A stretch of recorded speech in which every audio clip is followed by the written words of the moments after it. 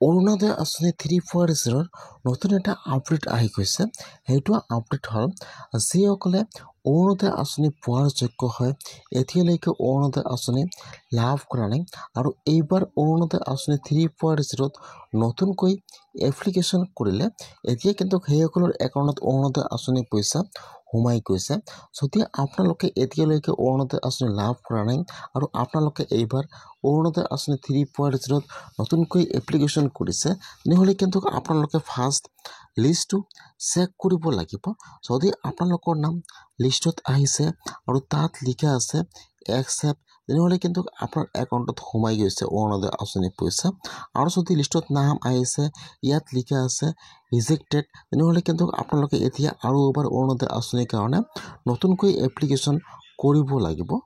যদি আপোনালোকে এইবাৰ অৰুণোদয় আঁচনি 3.0 নতুনকৈ এপ্লিকেশ্যন কৰিলে আৰু আপোনালোকে এতিয়াও লিষ্টটো চোৱা নাই যে আপোনালোকৰ নাম লিষ্টত আহিছে নে অহা নাই যে কেনেকৈ আপোনালোকে অৰুণোদয় আঁচনিৰ লিষ্টটো চেক কৰিব লাগিব আৰু তাত যদি আপোনালোকৰ নামটো আহিছে তাত লিখা আছে ৰিজেক্টেড যে কেনেকৈ আপোনালোকে আৰু এবাৰ অৰুণোদয় আঁচনিৰ কাৰণে এপ্লিকেশ্যন কৰিব লাগিব। মই আজি এইটো ভিডিঅ'ত A to Z সম্পূৰ্ণ প্ৰচেছ ষ্টেপ বাই ষ্টেপ দেখুৱাই দি আছোঁ। আপোনালোকে জানিবলৈ হ'লে ভিডিঅ'টো সম্পূৰ্ণকৈ চাই ল'ব স্কিপ নকৰাকৈ। এইটো হৈছে কিন্তু অৰুণোদয় আঁচনিৰ নতুন লিষ্ট হয়। যিসকলে এইবাৰ অৰুণোদয় আঁচনি 3.0 নতুনকৈ এপ্লিকেশ্যন কৰিছে সেইসকলৰ নাম কিন্তু ইয়াত সকলোৱে আছে। যিসকলে আবেদন কৰিছিল সকলো নাম কিন্তু ইয়াত আছে। ইয়াত চাব দিয়া আছে একচেপ্টেড এণ্ড ৰিজেক্টেড। যদি আপোনালোকৰ সেইটো লিষ্টত নাম আহিছে আৰু ইয়াত লিখা থাকে একচেপ্ট তেনেহ'লে কিন্তু অহাকালি আপোনাৰ একাউণ্টত অৰুণোদয় আঁচনিৰ ফাৰ্ষ্ট কিস্তি 1250 টকা সোমাই গৈছে।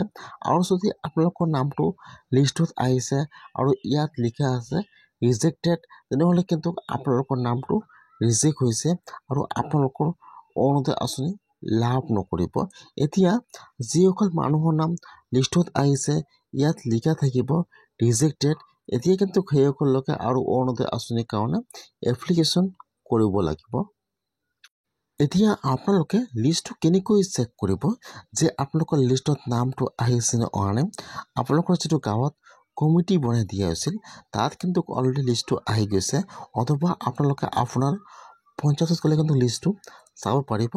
আপোনালোকে ফাৰ্ষ্ট লিষ্টটো চেক কৰি লওক যে আপোনালোকৰ লিষ্টত নাম একচেপ্ট হৈছে নে হোৱা নাই। যদি আপোনালোকৰ নামটো একচেপ্ট হোৱা নাই তেনেহ'লে কিন্তু আপোনালোকে আৰু এবাৰ অৰুণোদয় আঁচনিৰ কাৰণে নতুনকৈ এপ্লিকেশ্যন কৰিব লাগিব।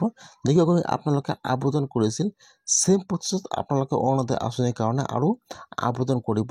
যদি আপোনালোকে অৰুণোদয় আঁচনি পোৱাৰ যোগ্য হয় তাৰপিছত আপোনালোকে অৰুণোদয় আঁচনি লাভ কৰিব।